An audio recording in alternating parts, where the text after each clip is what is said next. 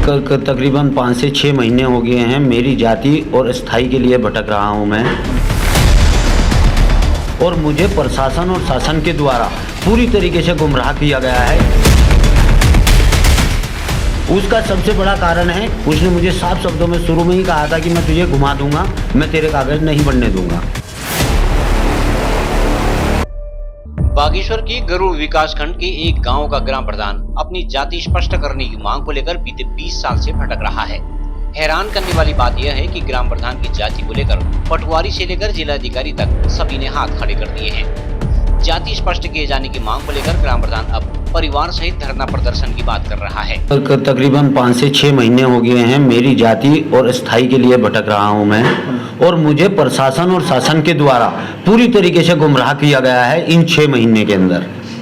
और उसमें भी मैंने इनसे जितने कागज मांगे वो सारे मैं डॉक्यूमेंट्स इनको करा चुका हूं। उसके बाद भी इन्होंने कभी कुछ तहसीलदार और पटवारी गरुड़, उसका सबसे बड़ा कारण है, उसने मुझे साफ शब्दों में शुरू में ही कहा था कि मैं तुझे घुमा दूंगा, मैं तेरे कागज नहीं बनने दूंगा। उसके बाद भी उसने मुझे 5-6 महीने से घुमा रहा है। आज मैं डीएम साहब के ऑफिस में आया था अपनी शिकायत लेके। डीएम साहब ने भी मुझे कोई संतुष्ट जवाब नहीं दिया और न ही इसके बारे में कुछ मुझे ऐसी जानकारी दी कि आप ऐसा नहीं ऐसा कर लो। उन्होंने भी खाली हाथ खड़े कर दिए हैं, और गरुड़ एसडीएम के तो साफ शब्द हैं मेरे से कि आप कोर्ट चले जाओ। अगर जो उप जिलाधिकारी ही आम पब्लिक को कोर्ट जाने की रियायत देगा तो उप जिलाधिकारी का रहने का ना रहने का कोई प्रश्न ही नहीं उठता। गरुड़ के ग्राम लश्कर खेत में प्रदीप कुमार राठी बीते पंचायत चुनाव में ग्राम प्रधान का चुनाव जीत जाते हैं। प्रधान की सीट सामान्य थी। ग्राम प्रधान प्रदीप कुमार ने खुद को तब सामान्य जाति का बताया था। उनकी पत्नी अनुसूचित जाति की है। ग्राम प्रधान मूल रूप से मुजफ्फरनगर उत्तर प्रदेश निवासी खुद को जाट समुदाय के अन्य पिछड़ा वर्ग का बताते हैं, लेकिन प्रशासन मानने को तैयार नहीं है।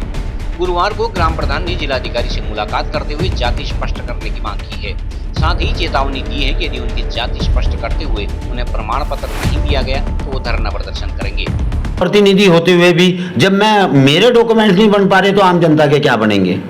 और उप जिलाधिकारी जो कह रहे हैं कोर्ट चले जाओ, चलो एक आदमी सक्षम है वो हाई कोर्ट चला जाएगा। एक आदमी पहाड़ में, हमारे पहाड़ में ऐसे भी आदमी हैं जो सुबह कमाते हैं शाम को खाते हैं, वो हाई कोर्ट कैसे चला जाएगा। तो इसका तो कोई औपचारिकता नहीं हुई। मैं सरकार, शासन, प्रशासन से यही पूछना चाह रहा हूं, अगर मेरे डॉक्यूमेंट, अब इन्होंने कहा जी आप जो रहने वाले जहां आप पैदा हुए मुजफ्फरनगर वहां बनेगा। हमने मुजफ्फरनगर भी अपने अप्लाई किया, उन्होंने 25 से 30 साल लिख के भेज दिया कि जी यहाँ से नहीं बनेगा, जहां आप रह रहे वहीं बनेगा। डीएम साहब को ये बात मैंने बताई जी, उन्होंने भी मने कर दिया, आप लोग भी मने कर रहे, तो आप ये बताइए मेरा बनेगा कहाँ से। अब हमारे डीएम साहब के भी जिलाधिकारी जो पूरे जिले के एक मालिक हैं, जो बहुत मैन आदमी माने जाते हैं, पूरा जिला उनके अंडर में है, वो एक आम पब्लिक को ये शब्द है उनके कहने के कि मुझे नहीं पता इस बारे में। एक आईपीएस अफसर अगर ये शब्द बोलेगा कि मुझे जानकारी नहीं है इस चीज की, तो मुझे तो बहुत ही ताज्जुब वाली बात लगती है ये। और बहुत ताज्जुब वाली बात ये लगती है, या तो सरकार, शासन, प्रशासन या तो मेरे जल्द से जल्द इस मसले को हल करें, अन्यथा मैं अपने मेरे 2 बच्चे और अपनी बीवी और मैं भूख हड़ताल पर, तहसील में 8 दिन के बाद भूख हड़ताल पे बैठेंगे। उसका जिम्मेदारी शासन प्रशासन लेगा। मेरी स्थिति ऐसी नहीं है कि मैं हाई कोर्ट चला जाऊं इसकी अप्लाई करने के लिए, या तो मैं कानून के खिलाफ भी नहीं जाऊंगा, कानून के खिलाफ भी नहीं जाना चाह रहा, या तो मेरा मुजफ्फरनगर से बनवाएं या मेरा उत्तराखंड से बनवाएं या यूपी से बनाएं या उत्तराखंड से बनाए, मुझे तो अपने डॉक्यूमेंट चाहिए। नहीं तो सरकार मुझे मेरी ये जांच कराए, ये हिंदुस्तान का नहीं है, या तो मैं पाकिस्तान का हूं, मैं या चीन का हूं, सरकार मेरी जांच कराए। इतना ही मैं आपके चैनल के द्वारा कहना चाहूंगा। धन्यवाद।